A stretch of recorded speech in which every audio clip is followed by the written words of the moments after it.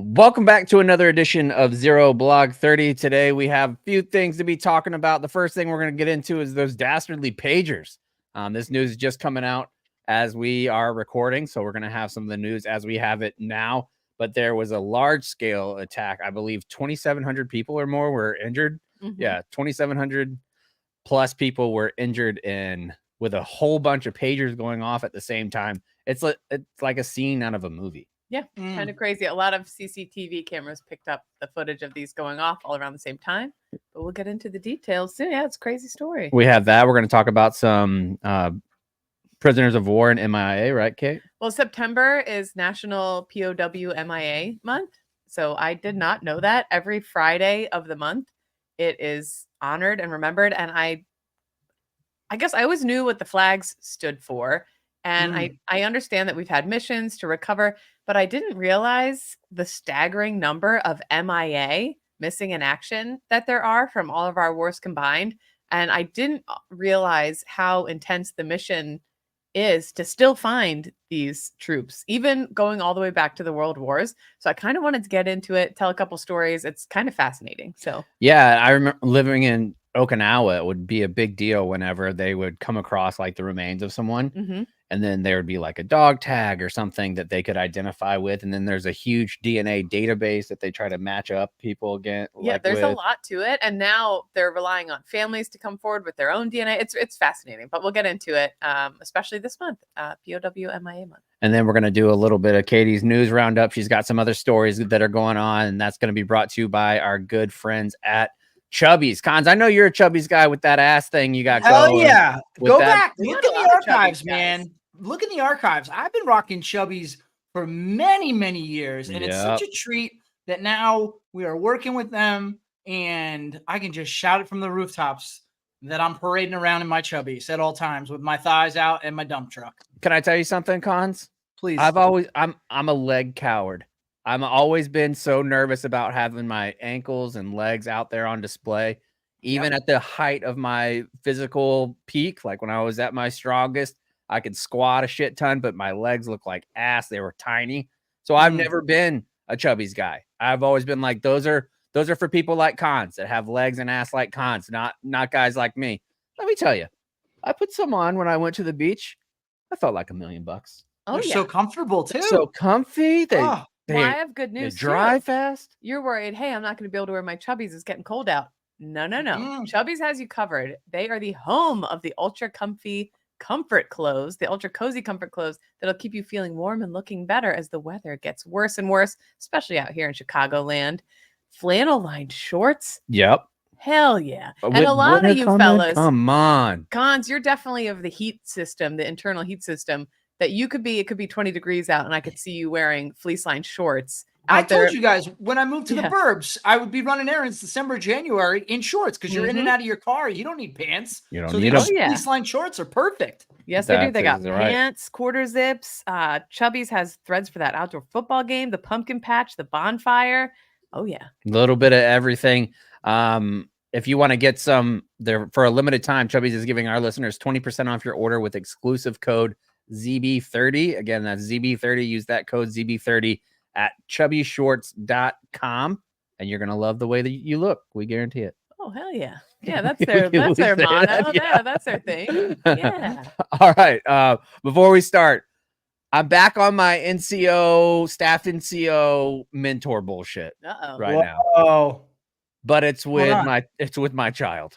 That's to be expected as a father, but I like to hear it. Tell us more. No, but it's things I think a lot of times as a staff NCO or like a leader in the military, you do mentoring on things that you don't really know a lot about, like that you have very shallow knowledge of this particular subject, but it's your responsibility to teach the little bit that you know to the person that's underneath you. Sure. I'm doing that with McCartney with 6th grade math. It is kicking my fucking dick in. Well, they have new ways too now to like calculate things in your head. I'm screwed when my kids are. Have you ever heard of most common factorization? No. Nope. I don't know what that term meant. Like, I'm not a math guy by any stretch. I can do quick math, like calculate how much somebody needs a tip. What's 17% of $195? I could get pretty close of where it's going to be. Like your normal math, your functional math, I could do. I know like least common denominator, most common denominator, most common factorization. Cardi was like, I was like, well, what's the problem? And they go, well, the number's 297 and I got to find the most common factorization. And I was like, what is that? Are you messing that up? They were like, no, Dad, I'm not messing it up. Most common factorization of this number. And so I'm like Googling it, trying to figure out what it is. The things they teach these kids is nonsense, Kate. It's nonsense. Do you want to know what most common factorization is? Yes. So like, let's say the number. I don't. So like Charlie in the Chocolate Factory, he's like, well, I can't do 250. When it's like the whole number. Yeah. So let's do a whole number that's easy. 150. So you do 150. So you would take it, what times what equals 150. So because that's number is easy, 15 times 10. And then you take your 10, 5 times 2. So it's 5 and 2 is the prime of one side. 15, you have 5 and 3. So it's 5 times 5 times 5 times 3 times 2 is the prime factorization. And they'll give them these huge numbers to figure out what the prime factorization is. Who gives a shit?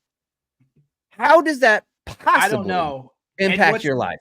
What's horrible about, from what I've heard from parents who have children of the similar age, if you teach them math the way we learned math, the way that makes sense to us, they actually get in trouble if they do it that way, as opposed to the newfangled math techniques that they're teaching these days. They can get the answer right, but they won't get credit for it because they didn't show that they did it the way that they taught that. Yeah, exactly. It's crazy. It is maddening. It's like that tweet that's like, why don't I know how to do my own taxes? I have to pay someone to do my taxes, but I know that the mitochondria is the powerhouse of the cell. Yes. What the fuck? Like it's happening with these kids, Kate. It's happening, and it is just absolutely terrible. I mean, because I said the simplest phrases that we use in math, like, okay, well, what do you divide this by to get that? I said, okay, well, the answer is 197. What times what equals 197? And they're like, that's probably not a good one. I think that's actually a prime number. So anyway, either way, I'm asking them what that question is. And I'm like, okay, we'll use divided by. And they're like, well, what do you mean divided by? I'm like, what the fuck are you talking about? What do I mean divided by? We call it chip chopping now. Like they call it something different. Like the terminology is totally different. I'm out on school once again. Okay. Yeah, I get that. All right, let's talk about what we're going to talk about. No, I'm screwed when my kids get older. Meanwhile, over in Beirut, at least this comes to us from Reuters, Reuters, however you want to say it. Reuters. You always do this. We don't ever know. It's I Reuters, struggle with it forever. And Reuters. Anyways, at least 8 people were killed and 2,750 others, including Hezbollah fighters, medics, and Iran's envoy to Beirut, were wounded on Tuesday when the pagers they used to communicate exploded across Lebanon. And this is according to security sources and the Lebanese health minister. But there are videos now going across social media because there's, like we said at the start of the show, like CCTV cameras up in a supermarket. And suddenly you see like 3 people just like shopping for fruit, like go down. And it looks like, or somebody walking down the street. And all of a sudden it looks like they got shot. Like, it looks like a Jason Statham movie. Yeah, like that crazy. A scene that you're just in a market, and then all of a sudden, out of nowhere, a guy's hip explodes. Yeah. Lebanon's information minister, Zayad Makari, said the government condemned the detonation of the pagers as an Israeli aggression. Israel has not released a comment on this yet that I have seen, but Lebanon is saying this was Israel. Hezbollah also blamed Israel for the pager blast and said it would receive its fair punishment. The Israel military declined to comment about the detonations. An official speaking anonymously said the detonation of the pagers was the biggest security breach the group has been subjected to in nearly a year of conflict with Israel. Israel and the Iran-backed Hezbollah have been engaged in cross-border warfare since the Gaza war erupted last October, in the worst such escalation in years. Hezbollah confirmed in a statement the deaths of at least 3 people, including 2 of its fighters. The 3rd person killed was a girl, adding that the investigation was being conducted. The Hezbollah's chief was not hurt in the explosions, but the wave of explosions lasted about an hour after the initial detonation went off, which took place around 3:45 p.m. And it's not initially clear how the devices were detonated. I've read multiple theories online. Apparently, this was a shipment that came in recently. And I was also looking, are they just using pagers because cell phone service sucks, or because it's cheaper, or because it's an easy way, especially for the Hezbollah fighters? Tracking is a lot harder. Tracking is a lot harder with them. Okay. But civilians had these too. Like, it was a kind of a mixed bag here. Apparently this shipment was kind of recent, and the thinking is it wasn't that little bombs were put on them. The thinking is that malware was put in them that made the batteries explode. And you've seen videos of like battery powered scooters exploding in people's garages, and even like the little toy cars that kids drive and stuff like that. Even cell phones, like there's videos of people's cell phones just exploding. And that was making me wonder, could this happen on a massive scale to anybody? Like, Katie is an idiot. To give you a little bit of ease there, I read a couple other reports from people who are like explosive experts that have said that they can't do that with batteries. That these were interrupted in the supply chain, put inside plastic explosives like a C4. Oh, so there was explosives. Okay. So like a C4 type device, and then they used the already internal parts to trigger that, which that's been happening forever, like the remote detonation type of thing. But because there are some of the videos that, not the one that's super widespread, the one that we were just talking about with the explosion in the market, but there are some other ones that they have showed where these pagers were for sale. Like they came in like a normal shipment. It wasn't just for Hezbollah leadership. It was like for normal people too. Yep. They had them out like you would sell them at like Verizon or whatever on these really thick glass or plexiglass, and they blew all the way through them. And the batteries, the small little batteries that would be like AAA or the little lithium batteries, wouldn't have that explosive punch power to do it. And that's not me talking with any type of explosive expertise at all. That's from a group that Jack Murphy from the Team House has been retweeting and saying it's a good thread. And basically anything military related, I trust what he says about it because he's smarter than me. Because also you don't need that much C4 or something of the like to have an explosion, right? No.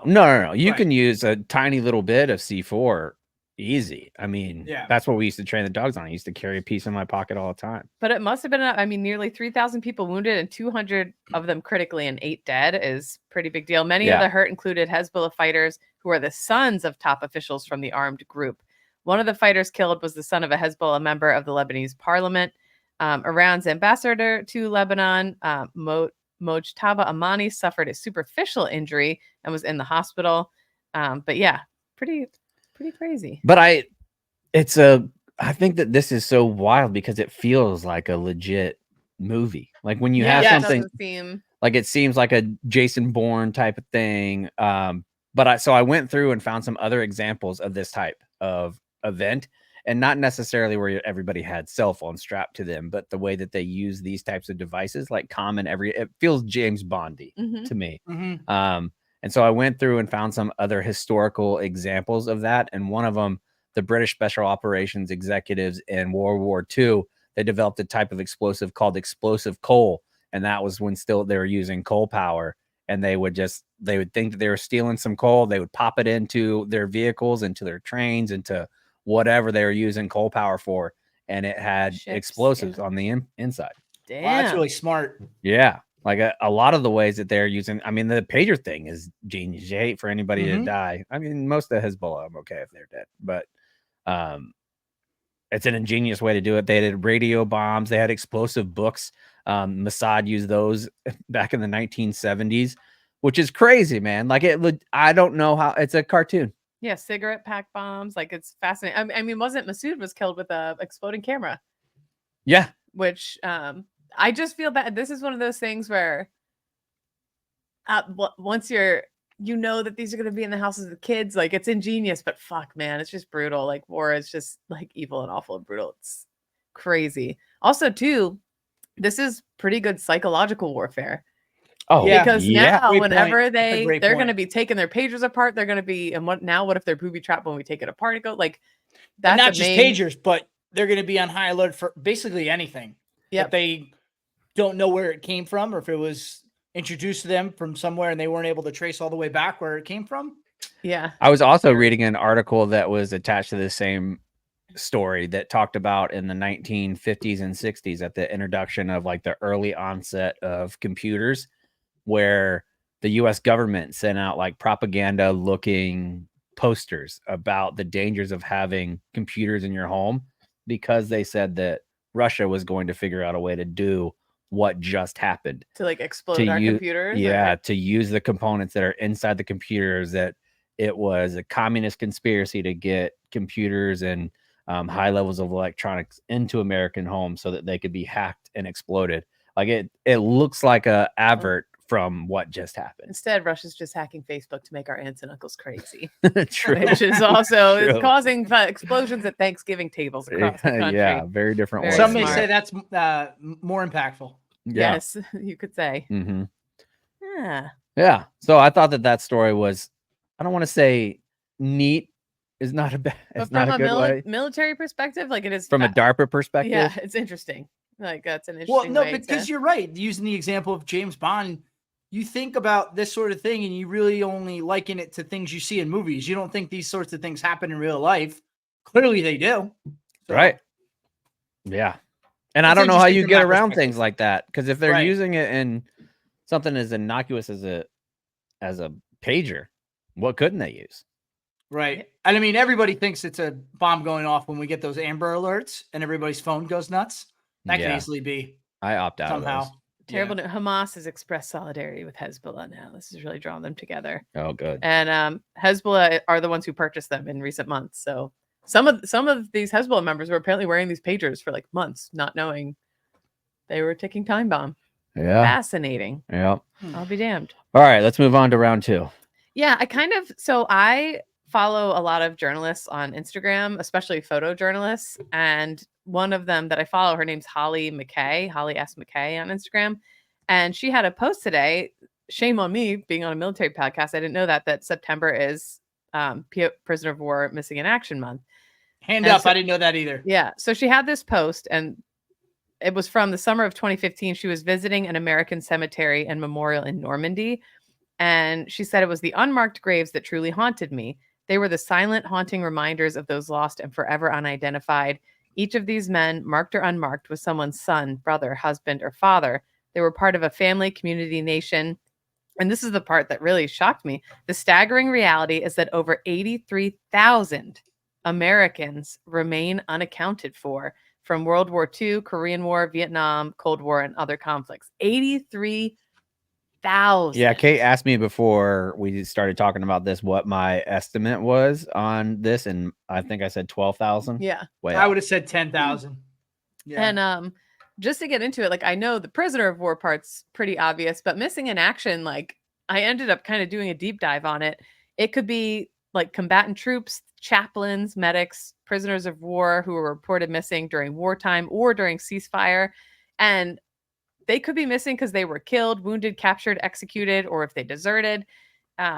If deceased, neither their remains nor grave have been positively identified.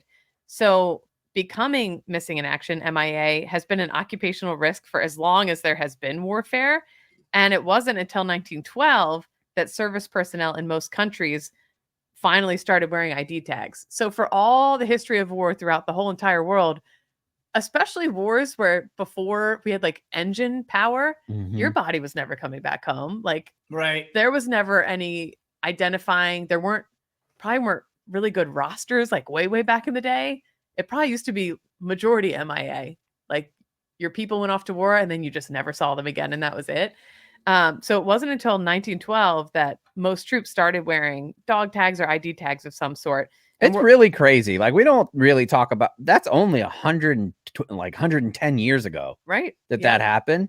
I've been doing a lot more historical reading. Like I've been on a nonfiction kick lately. The things that warriors and military personnel throughout history had to do that we just simply did not is legit nuts. Yeah. Like it's something. For example, like the Prussians or the Ottoman Empire. Whenever the Ottoman Empire would start marching children from the time that they were 14 or 15, because by the time that they got to where they were going, they were going to be of age to fight.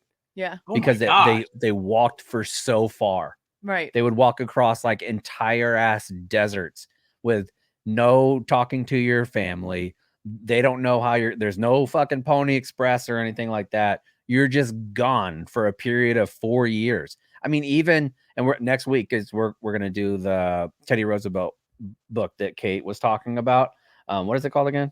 River of Doubt. River of Doubt. Amazon. Like Teddy Roosevelt, former president of the United States. He served 2 terms, was going up for his 3rd term. And then the motherfucker just goes to the Amazon for 9 months. With no contact. With no contact, just writing letters every couple months for people to get to know what he's into. There's things that happened 100 years ago that the modern mind simply cannot comprehend. Yeah. Well, now we have location sharing. You can know where someone is down to the meter. I mean, but imagine your husband or wife gone for 10 months in the Amazon looking for a river, like for no reason. And everybody's just like, yeah, man, that's cool. But I mean, you're right. In ancient wars and stuff, like people were just gone for years and usually never came back. Yeah, they didn't know. Like it was common for them to have, like the Ottoman Empire, there was a husband whenever the warrior husband was gone. And when the warrior husband would come back for the little couple months or so that he was back, the normal husband went away and just let the warrior husband kind of fuck his wife again. And then whenever he had to go back, the land husband that wasn't fighting would come back in the picture, and they would have like a whole nother family. I was gonna make a joke about reader detachment, but I thought that was in bad I guess things haven't really changed. Yeah, I guess nothing's changed. Everybody's still fucking everybody's wife. Well, and husbands. Ladies and personal experience. We have mine was same. Yeah, they'll do Nux. Shout out. Anyway, World War I, they finally start wearing identification, trying to cut down on the number of MIA. But at quick the same interruption. time, when did the red penicillin tag come into play? I don't know. Damn. I don't even know what that Did means. you guys have one? Or are you not pussies? I don't. Are you allergic to penicillin? No. Do you remember that or no? You look like you don't. No. I don't remember it. Instead of you don't, Cons? No. Instead of having a silver dog tag, if you were allergic to penicillin, it was you had to have a red. Yes, okay, for an allergy. You don't remember that? And your boot? Maybe because I'm not allergic to anything, so it just never. Well, your troops were, Skipper. Yeah, but I vaguely remember. It was rare to come across anybody who had it, so it was like super rare. And then you tell people that's the AIDS tag. That don't make me feel like a freak and say that not that many people had it. I bet 20% of the population's allergic to penicillin. Keep going. I feel like that's too high. I'm sorry, I do. I think that's way too high. At the same time, dickheads, World War I, they start wearing ID tags, but what kind of offset that was that this was when the mechanized nature of modern warfare was really coming into its own, so that, sure, now they were like you could identify, but now a single battle could cause astounding numbers of casualties never before seen in any other kind of battle. For example, in 1916, and this is hard for our brains to imagine, the Battle of Somme, 300,000 Allied and German combatants were killed in one battle. No. 300,000. That doesn't make sense in to me. one battle. No. The brain struggles to comprehend. And in those battles, dog tags could get lost, stolen, blown off, because explosions and mortars were a large part of that. And there also wasn't much incentive for enemy nations to keep track of enemy dead, on their turf. So if you were killed on German land, sorry, you're getting tossed in a mass grave and blah, blah, blah. Stripped of all identifying objects. The Battle of Somme in France alone had 72,000 British and Allied combatants listed as MIA. Jeez. So in one battle, over 72,000 families just never heard from their sons again. And they never found out what happened. A famous instance in 2009, they found the skeletal remains of no less than 250 Allied soldiers from a World War I battle. 250, nobody knew they were there. And it happens every few years. You see a story come out, more remains from World War I and World War II are just randomly found. And it's we found some more. Interesting fact about in the 1500s, the Battle of Al-Sir Kabir, the King of Portugal disappeared and went MIA and was never found again. That means he got murdered by his own people. No, he was last seen riding into battle, into enemy lines on his horse. I don't believe that for a second. That's seen again. That's the story that was told. That was the story that was told. You don't lose a king. Happened. apparently I was reading about it. They told him, don't do that, man. Don't do that. He's like, no, I'm fucking doing it. Then you go with him. You go with him. You go with your fucking did go with king. him, but he was never seen again. I'm just saying, like, did they take his body and just desecrate? Like, who knows? But a king went MIA in the 1500s. Anyways, at the end of World War II. You're not a king if you get lost, in my opinion. World War II accounts for most. At the end of World War II, there were approximately 79,000 Americans unaccounted for. This number includes those buried with honor as unknowns, officially buried at sea, lost at sea, missing in action. That's more than a third of the entirety of the United States Marine Corps right now. Yeah. Wow. Yep. Just gone. And I every time I'm reading all these sentences, I'm just thinking of like, that's how many families there are at home who never heard from their loved one again, like who never heard again. Compare that to Russia.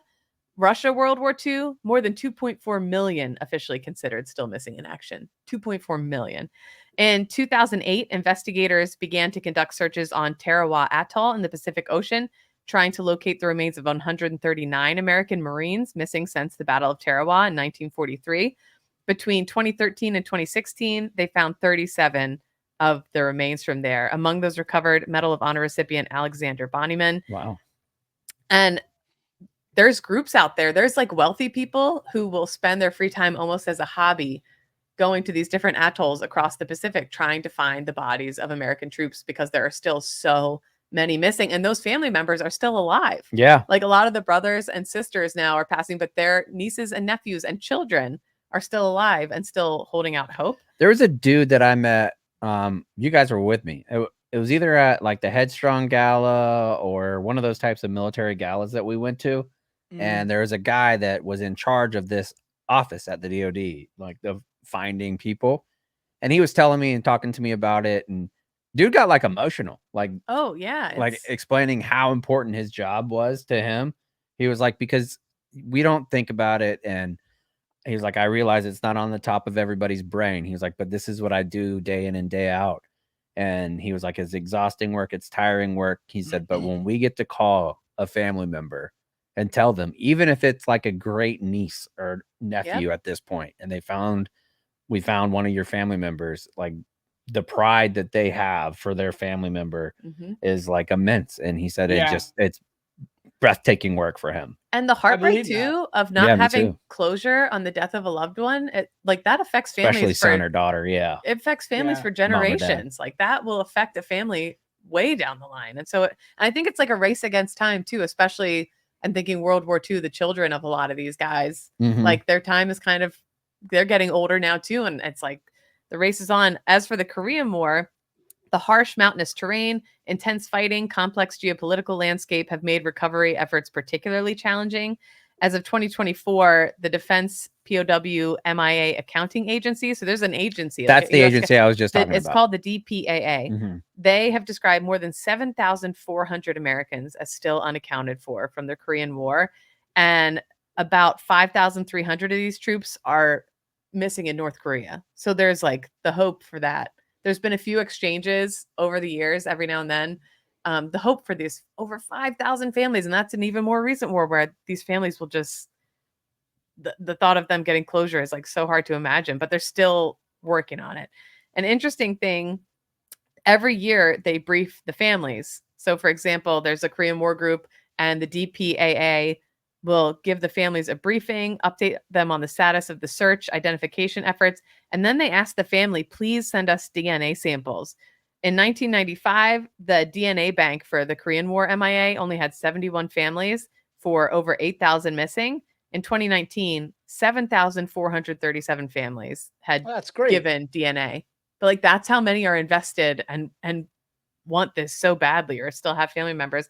Vietnam War, almost 2,000 unaccounted for, or over 2,000 now. There's about 1,574 unaccounted for.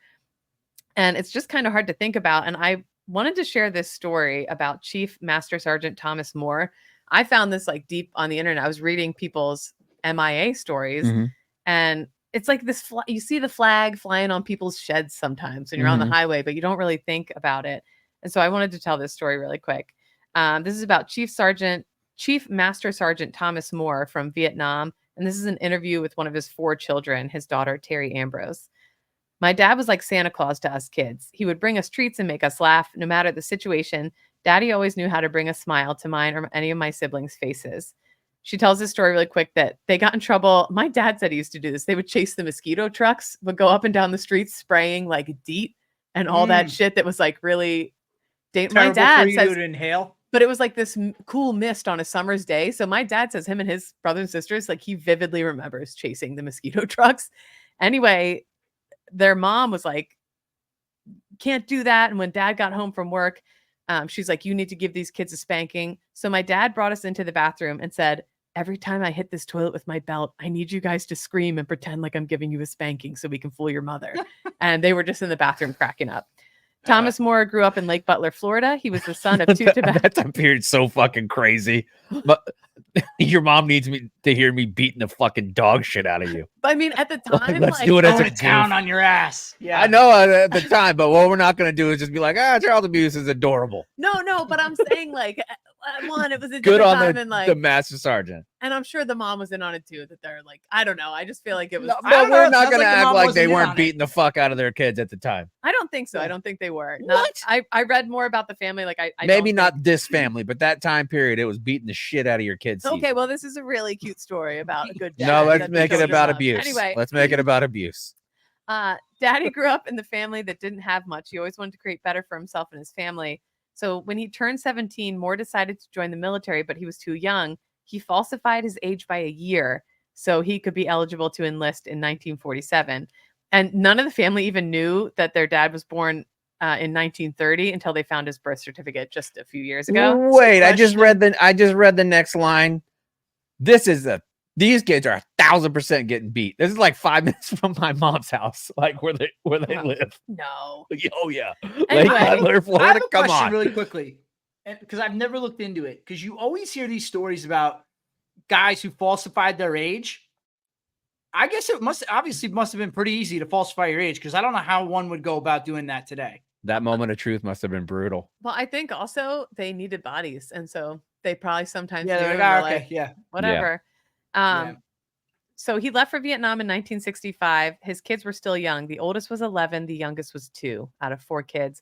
I remember him kissing me and my siblings goodbye and saying, see you soon. We were convinced he was going to come home and could not imagine another scenario. And he had previously been to Vietnam twice as as an advisor. So they're like, we've been through this before. He's going to come back. On October of 65, Moore and 3 other service members, Charles Dusing, Samuel Adams, and Jasper Page, were traveling to Saigon by truck when they were ambushed and captured by the Viet Cong. Instead of like the military coming to the house, a yellow taxi pulled up and somebody got out and comforted her. It wasn't until the next day that the military even let them know. We were soldiers. Yep. We were told absolutely no information about my dad or how he disappeared. And this is the tough part too. Imagine being a kid. Oh God. We weren't allowed to talk about my dad's status with anyone else because it could damage his ability to come home. So it felt like he disappeared off the face of the earth. So because he was MIA and not confirmed KIA or anything like that, it's like loose lips sink ships mentality, I guess. Like they had to keep it to themselves that their dad was just missing. And these are kids. The family was finally able to learn of info regarding her father's capture and tenure as a POW through Jasper Page, who was captured with Moore but managed to escape. Page recorded tapes where he described everything from the capture, including the escape. The tapes were the only source of info that Moore's family had on what happened to him. And the family still has these tapes. She said they're tough to listen to. But one moment that made me smile was Paige talking about how the 4 of them were tied together one night. And my dad joked that if we stall air conditioning in the huts, maybe they'll let us go. It shows that even in the worst of times, my dad was still being himself. That's just who he was. Man. Yeah. As the war progressed, the Moore family moved from the military base in Panama City, Florida to Biloxi, Mississippi in order to be close to Terry's mom's family. And this part broke my heart. My mom always said that we needed to live near an Air Force base so he can find us if he ever gets back. We made sure to live close to a military base when we had to move to Mississippi. My mother never gave up hope. As the Moore family anxiously awaited his return, Terry's mother's family and the local high school rallied around them. And she remembers when the war ended, the whole high school Biloxi band came over to the house to paint the house. And like the whole town showed up to comfort the mother when the war ended. More than 50 years after Thomas went missing, Terry has not given up her search. One way she honors her father is through her involvement with Sons and Daughters in Touch. It's an organization that unites gold-starred families. And it's other families like her who she has spent her whole life wanting to know what happened to her dad. And every now and then, every few years, they do get a hit. They do get some kind of info and somebody is found, and that keeps the hope going. But I just thought it was really fascinating. She goes on, I'm ending it now, but talks about how important the Vietnam Memorial Wall's been because it finally gave them a place to like go and feel. Yeah, that's true. Cause you don't think like there is no tombstone, there is. Yep.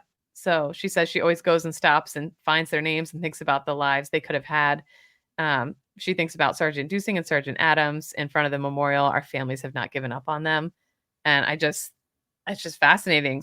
According to DPAA, in the fiscal year 2023, the agency recovered the remains of 127 service members, 88 from World War II, 35 from Korea, and 4 from Vietnam. So there is still hope, which is interesting. And just last week, they identified the remains of, they announced they identified the remains of a Navy chief, Carpenter's mate Ted M. Furr, from the USS Oklahoma in Pearl Harbor.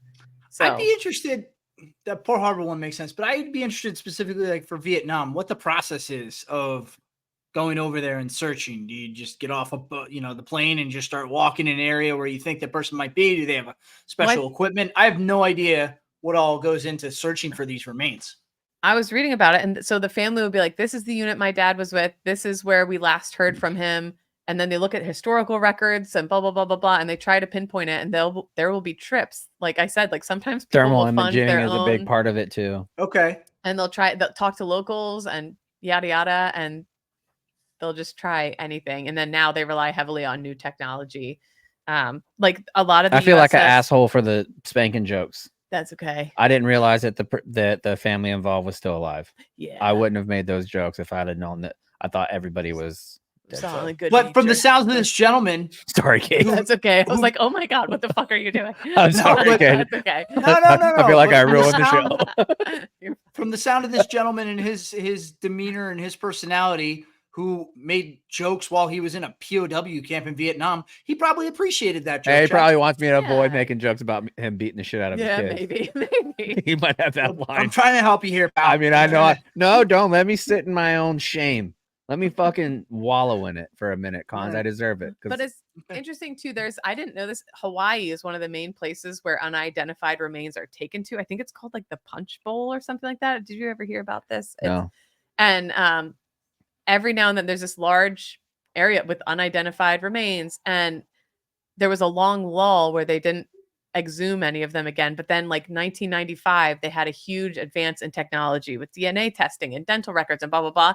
So they exhumed a lot of the bodies. I did hear that. Yep. And then like, say 5 years from now, there's another huge advance. They may exhume the bodies again and keep trying. So it's not like we tested it once. We're never going to figure out who this is. Like every now and then. Dental records were a big part of that. Yeah. Where they found a way they scanned the dental records of Vietnam veterans. And then they had like, it sounds terrible to say, but they essentially had like a bowl of teeth that they could scan these teeth and match them up with fillings of the people like from the dental records. And then that's how they would match. Yeah. Like in some cases, the things that they figure out is wild. But it definitely matters. And it's heartening to me that there is an organization, like a government organization. This is their job. And there's with people who care. Yep. 100%. So I just thought that was a story worth telling during the month of September. You're right. And once again, I apologize. Let's move on to round number 3. I just have a couple of quick news roundups here. This one I titled Dickhead Sergeant Major. Nice. The former senior enlisted leader from the 3rd Recruit Training Battalion at Marine Corps Recruit Depot, aka Boot Camp, he is currently in the brig amid an ongoing investigation. And I feel like they don't just throw your ass in the brig unless you done something wrong. This is pure speculation, but from the scuttlebutt of the multiple groups I'm in, this was a domestic violence case. And for those that aren't familiar with the BRIG, remind them what that acronym BRIG stands for. Big, righteous, incarcerated goofballs. That's exactly right, Kate. What is it? It's not an acronym. Oh, it's not. Okay, yeah. It's jail. Bring us jail. You're Okay. right. But allegedly from the scuttlebutt I'm seeing. I just see Kaz's wheels turning too. Like, well, I don't know that one either. I was Googling. I was like, wait a second. I didn't think that was an acronym, but I had to be sure. Go get me the Humvee keys. Just goofing. But yeah, apparently unconfirmed reports that I'm seeing a lot of with some receipts is that it was domestic violence and possibly against another service member. God, what am I doing? I'm having a terrible joking time today. Oh, goddamn. Okay, next up. Snafu on the budget. Fuck me. I hope that guy, if it's true, fuck that guy. And I hope he's out of the service tomorrow and still in the break. Anyways, snafu on the budget. If you rely on GI checks, you might want to plan ahead a little bit.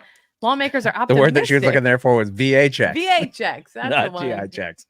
Different. The budget deadline's coming up on Friday. Mm-hmm. Guess what?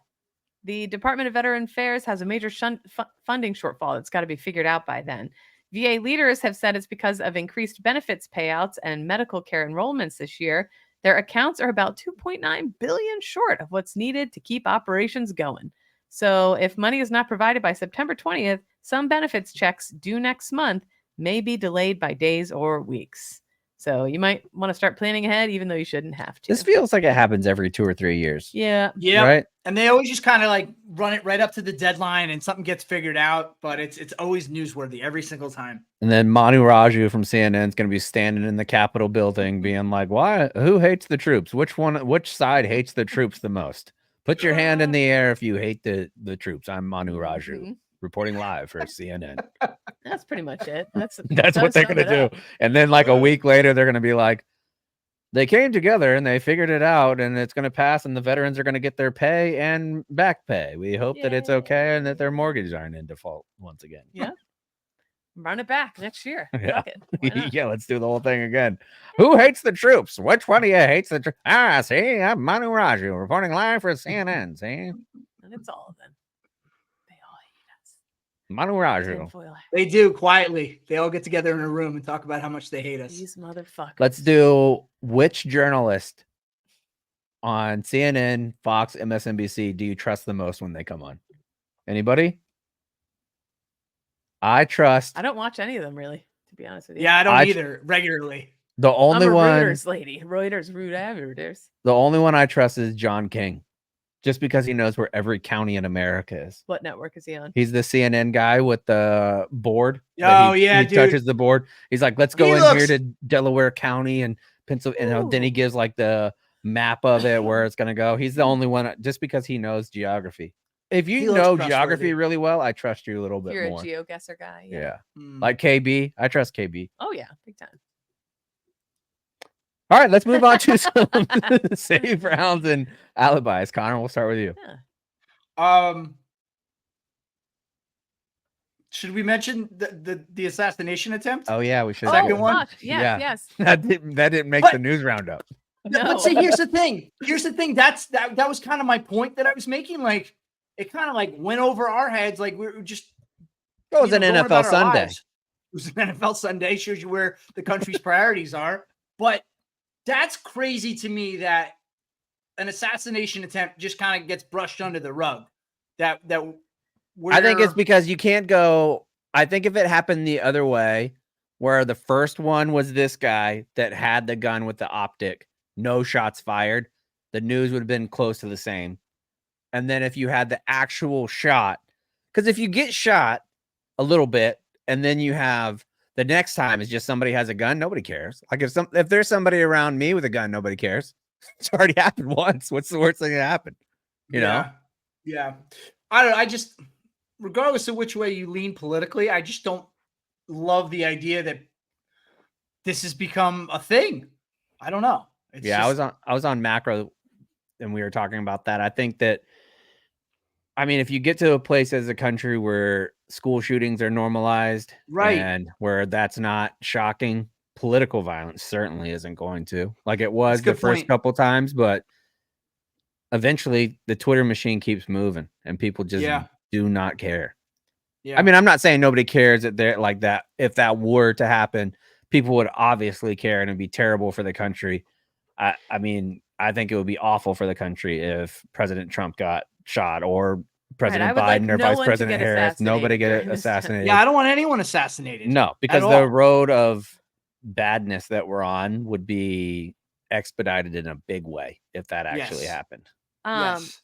I also hate that the shooter looks so much like me. I've been tagged 20,000 times. I'm not kidding.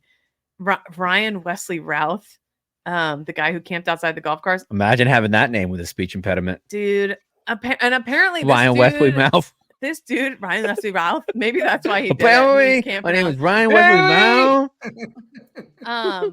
Oh yeah, that's Ryan Wesley Mouth. He's 58 years old. Apparently, he has been. Apparently, do the whole thing. Do the whole brief. Apparently, the suspect lived in North Carolina most of his life, and then moved to Kauai, Hawaii. Oh wow, he did. Ryan Wesley Routh in Kauai, Hawaii. He built sheds. He was a shed builder. Of course, tough sheds or regular. I hope not, just regular. I guess. Oh yeah, regular. He posted on social media a lot about the war in Ukraine and had a website where he was trying to raise money to recruit. I went down a rabbit hole on this guy the other night. He wanted to go to like Afghanistan to recruit the soldiers from there to go fight in Ukraine. He is Department of Defense Mad Lib personified. Like the things that this guy believed. I mean, he voted for Trump in 2016, then became a Biden guy, then became a Bernie guy, then became a Nikki Haley Vivek guy. And now he's out there doing his own thing. Now he's in jail. Well, in 2020, he offered a post directed at Trump saying he would win re-election if he issued an executive order for the Justice Department to prosecute police misconduct. That same year, he posted support of the Democratic presidential campaign of then U.S. Rep. Tulsi Gabbard of Hawaii, who since left the party and endorsed Trump. But yeah, like this guy, though, has been arrested before for like some goofy ass shit. And I was reading from people who knew him back in North Carolina who were like, Ralph? Oh, yeah. Sounds about right. Like they asked his son. They found his son. And they're like, do you think this is something that your dad would do? And he was like, oh, he's gone and done it this time. Something to that effect. He had like, multiple my dad's a fuck goods, possession of firearm despite convictions, arrested in 2002, possessing weapons of mass destruction. That's misleading. It's a machine gun. But that's not a weapon of mass destruction. Sure, in the purest sense of the word, machine gun. Yeah, I think weapons of mass destruction. I think massive bombs. I'm thinking chemical or nuclear or something like that. I'm just curious. Like, I wonder if they were tracking on this guy before he got to the golf course. Like, this guy was clearly leaving breadcrumbs that he was a lunatic for quite some time. And, but think about, like, I hear people say that, and I get what you're saying, Kate. I do. But think about how many lunatics there are. Right. So it's like just go through your parents' Facebook, like any of our parents' Facebook friends, the unhinged shit that people that are in between like 58 and 75 are posting online. There is simply no chance that you follow all those wackadoos. Yeah, you simply don't have the resources to track them all down. How could you? And then me and PFT pulled up this golf course that's that it happened at, and we looked at the exterior because people are like, how can the Secret Service have this happen? You know how big a golf course is? Massive. It's surrounded on all sides by multiple lane highways, different roads and shit like that. That is an impossible task unless you have hundreds of agents all the time. Like you can't. I don't know if you guys done personal security details. That shit is. I don't know how it hasn't happened. Like that, more presidents haven't been assassinated. And with the amount of guns that are in this country, the amount of places that there are, the amount of speaking. Think about the amount of speaking engagement that just Trump has had in the last 10 years. Like with all those rallies that he does, like every 2 or 3 days or whatever that he's done for years. Same thing with Obama when he would be out. Harris, Biden, any politician. The fact that we haven't had major assassinations is pretty crazy. Like that's pretty wild. And I'm just thinking of his courses in Bedminster, New Jersey here, and it's a heavy rural area. You could easily, and I hope to God I don't get flagged for this, But you could easily just crawl through the woods. How would you do it, Cons? Yeah. But you're right. Never. Like, how do you cover all the bases with all the crazy people? And then the states they go through where you can open carry, and it's like, and then how do you know? Like, then you have idiots like Tommy Tuberville that are out there. Tommy Tuberville saying we need to bring in multiple SEAL teams and the Marines and Secret Service to protect him. And this was 2 days after Tommy Tuberville was talking about how our military is weak and ineffective and is made up of women and woke. But then that same group's going to protect it. Just we're so lost. The troops are pawns. No, we are lost. We are lost. Like, but to your point earlier, the fact that unfortunately we really don't bat an eye at assassination attempts, at school shootings, we've become so desensitized. That's where we need to focus. That's the problem, that we don't get moved by this stuff. There was a guy 2 weeks ago, something like that here in Chicago, and I know people are going to say, oh, Chicago, outside in the suburbs of Chicago, because a lot of the Chicago shootings that you hear are mutually agreed upon combat. That's the reason why a lot of it is not prosecuted, because it's multiple gangs that are fighting each other.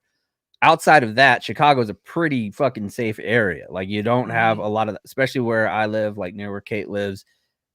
There was a guy that went in at 4:00 in the morning in a really affluent area. Maybe it was even, I think it was actually 5:30 in the morning. Went onto the train and shot and killed 4 people while they were sleeping. I didn't hear about that. Yeah. Right. Like, it happened, and it doesn't even, like, people are like, okay. It's crazy where we're at in violence, and no one gives a shit. Yeah. Yeah, no, it's crazy. It is crazy. I have been thinking about not so much the politicians, but what I have been worrying about now is their families. Like, if I was like JD Vance or Walls or any, like, I'd be like, you guys have my kids covered, right? Like, now, because that's the kind of Looney Tune, like, oh, it's brushing past that we're trying to shoot the main guy, Trump. Like, wait till you see what happens. Like, I think Barron is in college now at NYU. Yeah. It's like, how do you keep the kids safe? Like, I don't know. It's just Harris's stepkids are all like, they're young folks that are like in their early 20s, late teens. Yeah. Walls has got kids that are in their early 20s, late teens.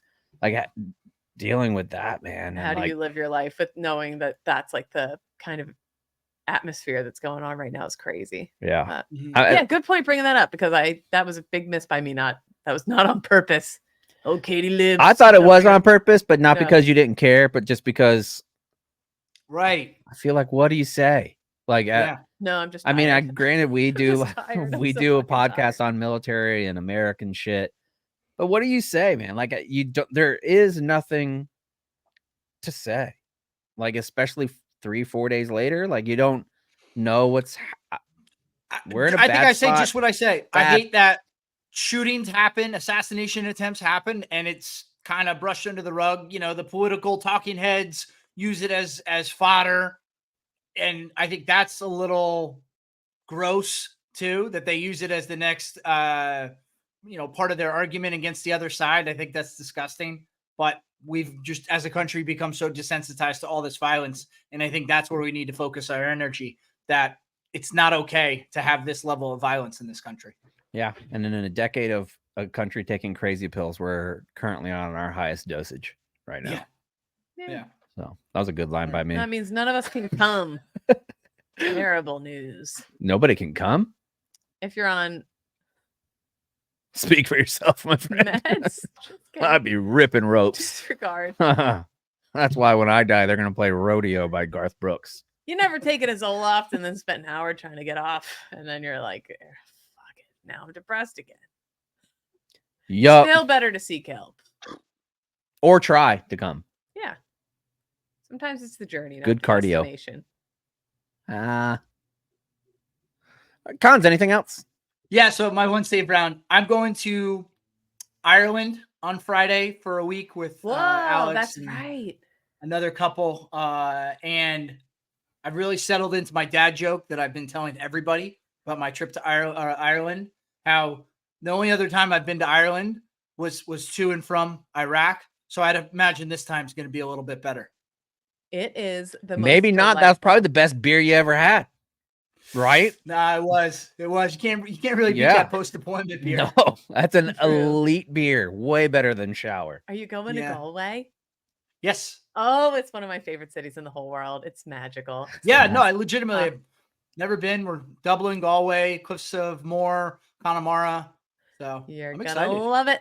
Yeah. You're gonna love it. Which way are you gonna get your potatoes? Any which way they'll give them to me.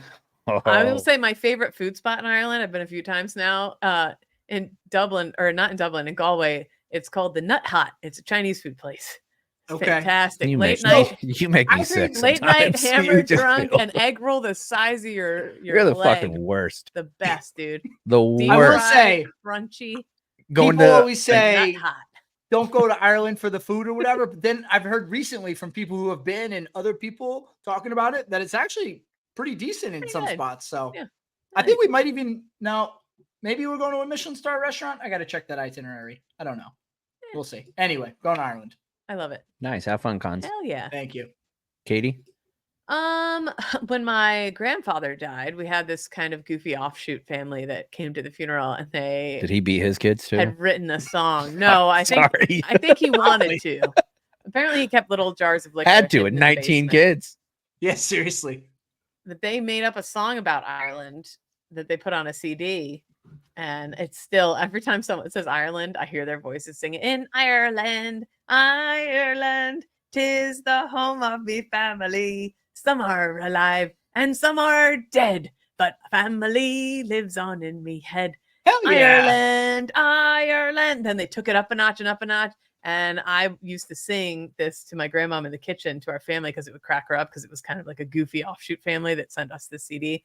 And then when my grandpa died, my grandma was like, why don't you get up and sing that song for everybody, Katie, that you love so much? I had to I was real embarrassed at the wake. Were you sweaty? That seemed like a sweaty Katie moment. I brought it all in Ireland. I had to, because they were there then at the wake, and I had to pretend I loved the song and wasn't singing it to poke a little fun.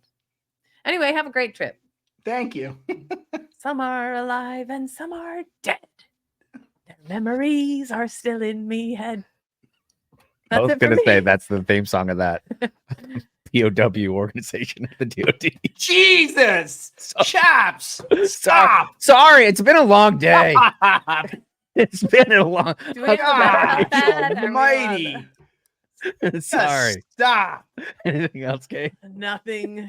Thank you. I don't have anything else either. Sing the song. Sing us out. In Ireland, Ireland, 'tis the home of the family. Some are alive and some are dead. And memories are still in me head. In Ireland, Ireland.